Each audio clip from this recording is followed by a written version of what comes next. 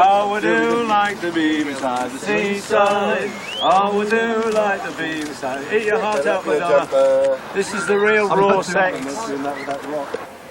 The thrills of doing the small gigs are kind of getting back to your roots. It's a long time since I've visited some of these places, some of these little seaside pavilions and things. And they're great places to play, actually. You've got your audience right there. You can see them. You can see how many there are. You can see whether they're enjoying themselves or not. And if they are, then it adds to your spirit. You know, you get a feedback from it. So it's quite exciting. You must understand, we've only just started out in the business, and this is a big gig for us. I'm not messing around here, but it is Friday night, and I know you're in a bit of a mood, and we don't mind.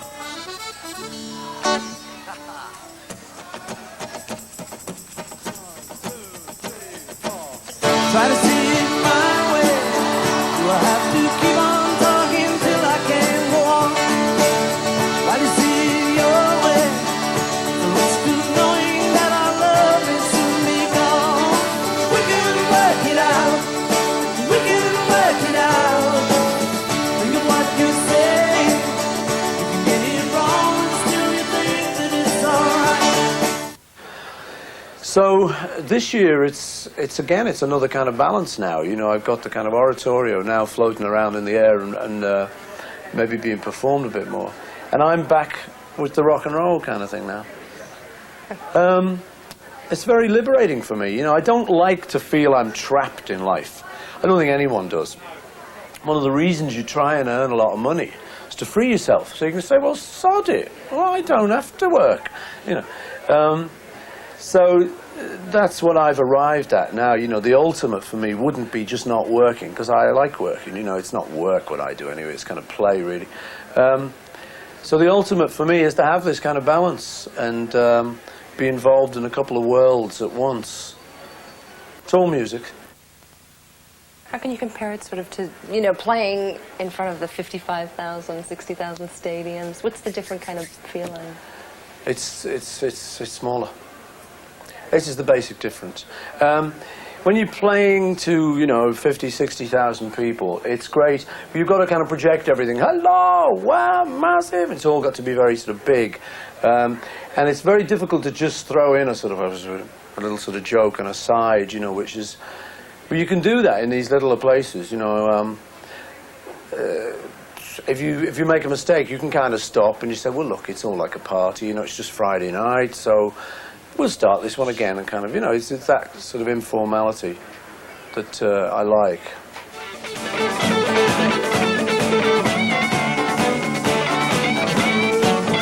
Get back to where you once, back to where you want. Get back, yeah, get back to where you once belong.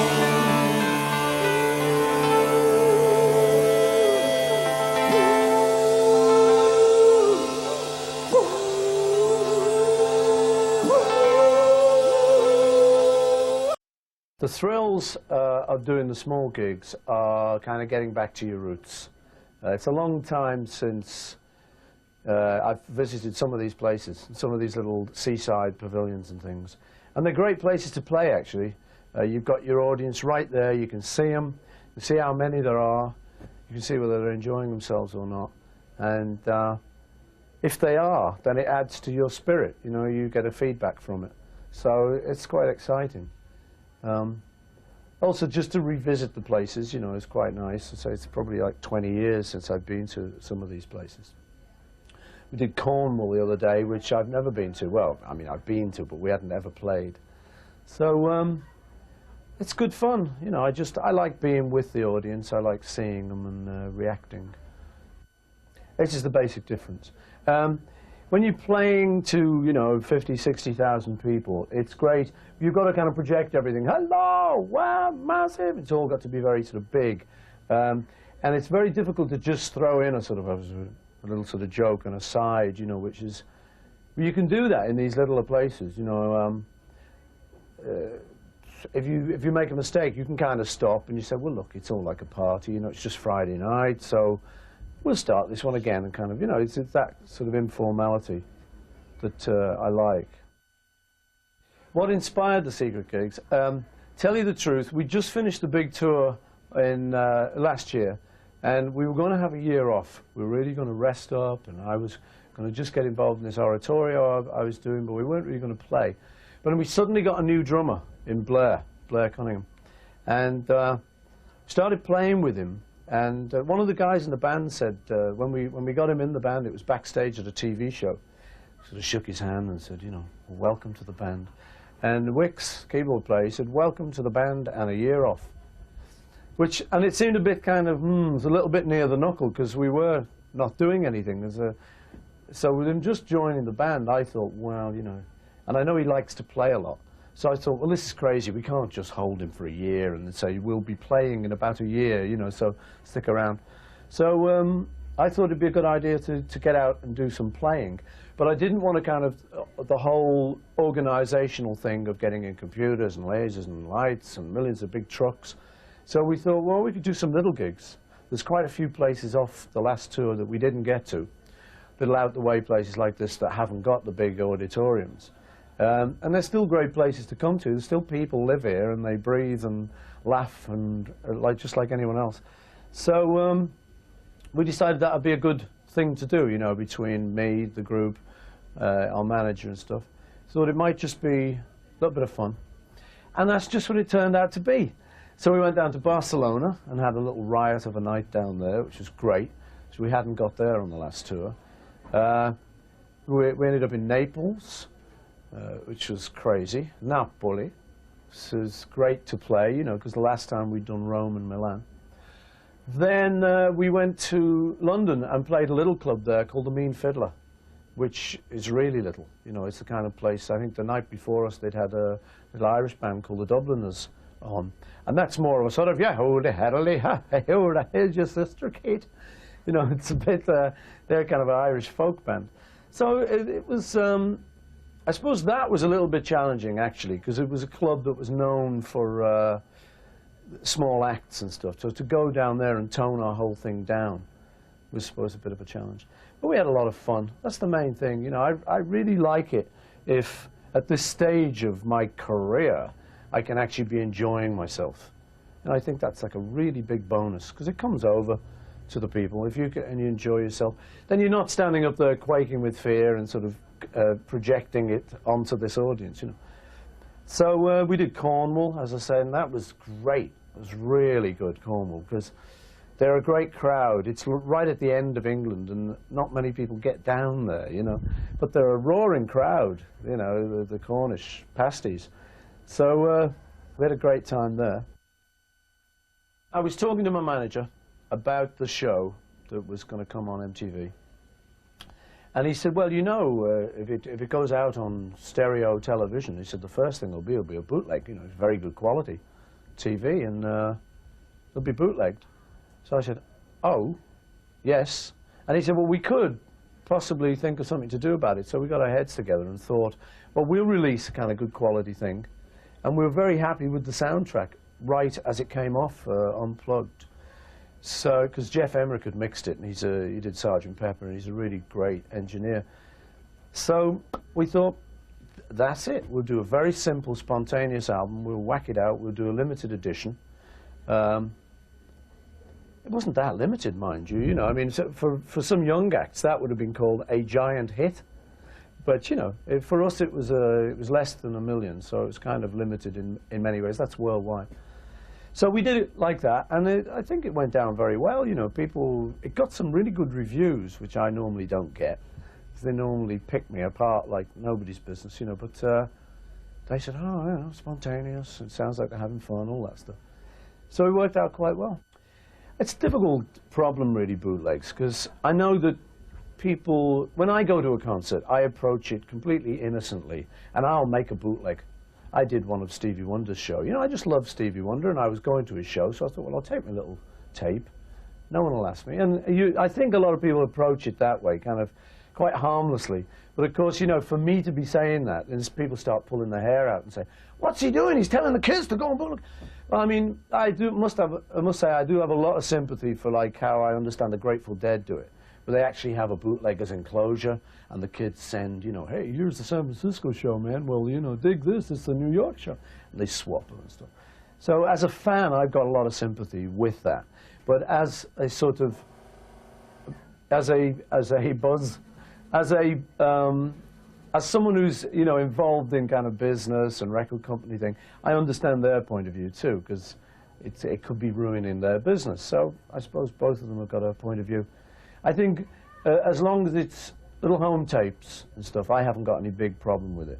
It's when, I mean, in our tour last year, they actually caught some guy who was rigged head to toe, like, you know, a spy, with DAT, which is the, you know, the marvelous format. And I mean, if you record like that, you can get pretty healthy sound out of that. But they caught him, so he got stripped of all his DATs and frog marched out, unfortunately. But I say I sympathise with it, as long as it's not too professional, I suppose. While we were on the world tour last year, Richard Lester was filming quite a few of the shows, and he did the film that we showed before we went on, which was on the 3 screens, and it was kind of a historical perspective. It went back to 25 years. It showed me in Wings, it showed Linda in Wings, it showed me in the Beatles. It showed some of the historical things that had been going on, and the hysterical things that had been going on in those 25 years. And because Richard Lester did it, who did Hard Day's Night and Help, he's quite a mature bloke, so he didn't really want to just be too frivolous. So he put some quite heavy footage in there, you know, so you get me singing Long and Winding Road, and you get the B-52 bombers dropping heavy armaments, you know, artillery on Vietnam. So people would say to us after it, people said, "Pretty uncompromising, that film, you know, you certainly weren't talking down to the audience with that." So when it came to doing the film, we generally had a talk with Dick Lester and said, more of the same, really, you know, maybe as a direction to go for his concert film. And that's what he's done. He's taken some of the best performances off the tour, some of the best footage, and he's put some of the jokes, some of the serious points, and he's juxtaposed them. There's a good word for you. I wish I knew what it meant. But he's put that against some of the songs and stuff. So I think he's made an interesting film. It's certainly a little bit different from the normal concert film. Yeah, while I was doing the tour, I would have, you know, a couple of weeks off or a few days off, and I'd get with Carl Davis, who I was writing the oratorio with, and it'd be a great relief from the kind of hecticness of the tour, just the two of us sitting around on the piano and writing all this stuff in our heads rather than broadcasting it or performing it. So that was what the tour was. So it was a really nice balance to be doing that. And you also got the feeling of, ooh, we're cooking up something and nobody knows about it yet. So it was a nice, kind of slightly secretive thing to be doing, and also a very good balance against the high keyness of the tour. So I enjoyed it. Now, this year, it's actually come into being, and we've done the first 3 performances of it, 2 in Liverpool and 1 in London. And I really enjoy it. You know, to me, it's just music. I never really make any hard divisions between the Grateful Dead, Bach, Tchaikovsky, the Beach Boys. I mean, to me, I love the Beach Boys harmonies, but I also will love some of the chords and the progressions that Bach uses. And I don't pigeonhole them all off and say, oh, that's horrible, that's nice, unless the music itself is bad. But the style of music, I'm quite sort of easy with. You know, I can like a lot of different styles. So this year, it's another kind of balance now. You know, I've got the kind of oratorio now floating around in the air and maybe being performed a bit more. And I'm back with the rock and roll kind of thing now. It's very liberating for me. You know, I don't like to feel I'm trapped in life. I don't think anyone does. One of the reasons you try and earn a lot of money is to free yourself. So you can say, well, sod it. Well, I don't have to work. You know. So that's what I've arrived at now. You know, the ultimate for me wouldn't be just not working, because I like working. You know, it's not work what I do anyway, it's kind of play, really. So the ultimate for me is to have this kind of balance and be involved in a couple of worlds at once.